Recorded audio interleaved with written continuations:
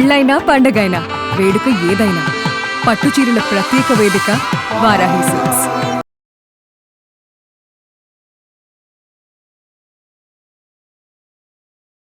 ఇవాళ ఒక పాతకాలం వంట చేసుకుందామండి. అమ్మమ్మల కాలం నాటి రెసిపీ బహుశా ఇది. మాలతీచంద్ర గారి వంటలు పిండి వంటల పుస్తకంలో కనిపిస్తుంది. కొబ్బరి గుళ్ళలు సింపుల్ వంటే, అంత కాంప్లికేషన్గా ఏమి ఉండదు.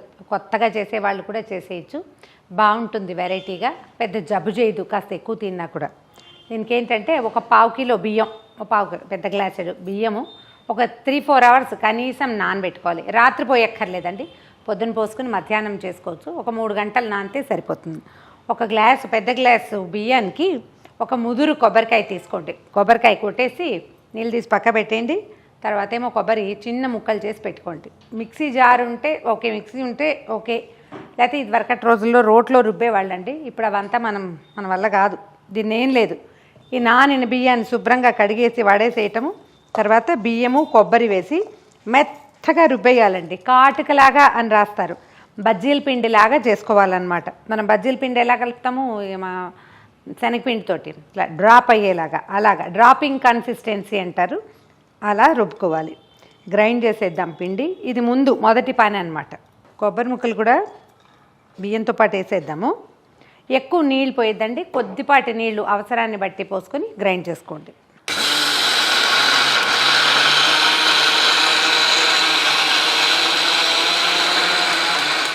పిండి ఇట్లా బజ్జీల పిండి కన్సిస్టెన్సీలో రుబ్బేసి పక్కన పెట్టుకోండి.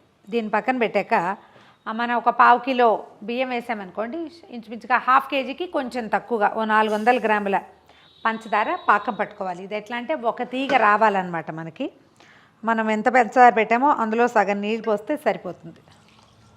పాకం మరీ చిక్కగా అయితే మనకి మొత్తం గుళ్ళలన్నిటికీ సరిపోదు. ఇదేంటంటే నూనె వంటకమే కదా, మనం ఎలా గులాబ్ జామున్లు నూనెలో వేసి వేయించి తర్వాత నూనెలోనూ నేతిలోనూ వేయించి తర్వాత కదా పాకంలో వేస్తాం, సేమ్ డిట్టో ఇది కూడా అంతే. ఇది మనం కొబ్బరి బియ్యము బజ్జీల పిండిలాగా రుబ్బి పక్కన పెట్టుకుంటాము. ఈ పాకం పట్టేసి కనుక పక్కన పెట్టామంటే అప్పుడు మనం నూనెలో ఈ పిండిని బజ్జీలాగా వేసేయటము, ఇందులో వేసేయటమే అన్నమాట. పాకం దాదాపుగా కాగిపోయింది. ఒకసారి చూడండి, కొద్దిగా ఒక్క తీగ వస్తే చాలు, అంత మాత్రం అలా వస్తే చాలు, అంతకంటే చాలా పెద్ద పాకం అక్కర్లేదు. సింగిల్ తీగ చాలు అనమాట. సింగిల్ వస్తుంది, ఆపేద్దాము. దీంట్లో ఏంటంటే కొంచెం ఏలక పొడి వేసుకోవచ్చు, మీకు ఏమైనా ఫ్రూట్ ఎసెన్స్ ఇష్టమైతే వెనిలా ఎసెన్స్ లాంటివి వేసుకోవచ్చు, బాగుంటాయి ఫ్రూట్ ఎసెన్స్లు వేసినా కూడా. దీన్ని దించి పక్కన పెట్టుకుందాం. ఇప్పుడు ఏం చేద్దామంటే ఇందాక రుబ్బి పెట్టుకున్న పిండిలో ఒక 1/2 స్పూను సోడా వేద్దాము. సోడా వేయకపోతే ఈ గుల్లలు పొంగవు.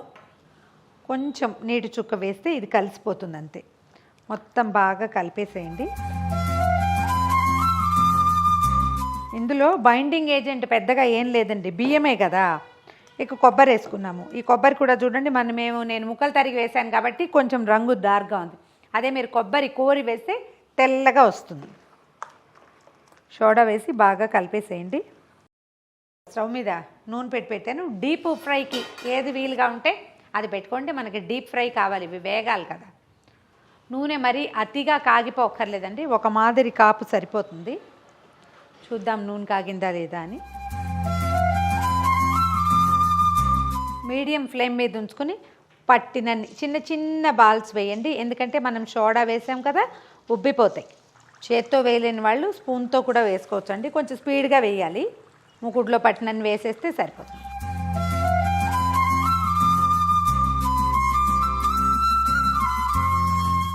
మంచి రంగు వస్తుందండి. ఇవేంటంటే మన బీపిండి కదా, ముదురుగా రంగు శనగపిండి వాటిలాగా రాదు, ఒక మాదిరి రంగు వస్తుంది. గలగలడుతున్నాయి చూడండి. నూనె రాకుండా తీసి పాకంలో వేసేసేయండి.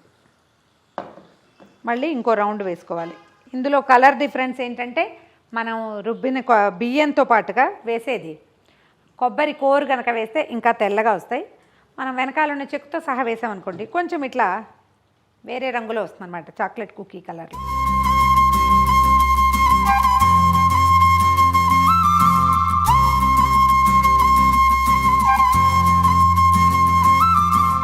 సోడా ఊరేసరికి కొంచెం ఇంకా పెద్ద పెద్దవి వచ్చేస్తున్నాయి చూడండి.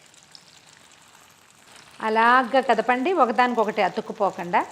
అది ఆల్రెడీ అతికిచ్చేసా. మొదట బుజ్జి బుజ్జి వచ్చినాయి, రెండో పెద్ద పెద్ద వచ్చేసింది.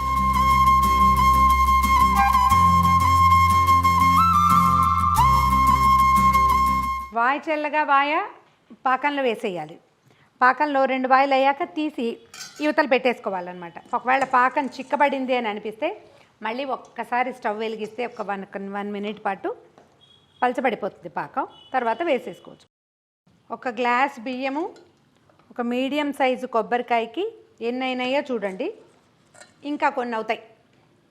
ఇవేంటంటే వేసేటప్పుడు ఒక్కొక్కసారి, అన్నిసార్లు కాదు, కొంచెం అతుక్కుపోయినట్టుంటాయి. మధ్యలో మనం ఒకసారి నిదానంగా కదిపితే, విసురుని చేయకూడదు, నూనె కదా, నిదానంగా చేస్తే మళ్ళీ సెపరేట్ అయిపోతాయి. లాస్ట్ బాయ్ కూడా తీసి పాకంలో వేసేద్దాం. నూనె రాకుండా చేయాలి. దీంట్లో ఉన్న 2 కిటుకులు ఏంటంటే బియ్యము కొబ్బరి మిశ్రమాన్ని బాగా మెత్తగా బజ్జీల పిండిలాగా కాటుకలాగా రుబ్బుకోవాలి. 1 చిటికెడు సోడా వేయాలి. పిండి మెత్తగా లేకపోయినా సోడా వేయకపోయినా పొంగవేవి, ఇలా సుద్దల్లాగా కూర్చుని ఉండిపోతాయి. కొంచెం సోడా వేసుకుంటేనే ఇవి ఇట్లా గుల్లల్లాగా వస్తాయి. లోపల బాగా స్పంజీగా, చూడ్డానికి క్రిస్పీగా కనిపిస్తున్నాయా? ఇది చూడండి లోపల ఎట్లా ఉంటుంది, ఇట్లా గుల్లగా ఉంటుంది. లోపల జ్యూస్ తెలుస్తుంది చూడండి, జ్యూసీగా ఉంటుంది.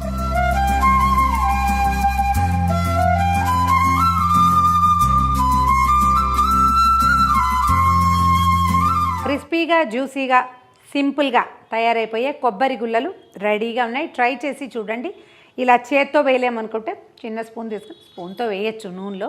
కొంచెం అలవాటు చేసుకుంటే చాలా బాగా కుదురుతాయి. ట్రై చేసి చూడండి. ఈ వీడియో కనుక మీకు నచ్చినట్లయితే లైక్ చేయండి, షేర్ చేయండి. మరిన్ని ఇంట్రెస్టింగ్ వీడియోల కోసం సుమన్ టీవీకి సబ్స్క్రైబ్ చేసుకోండి.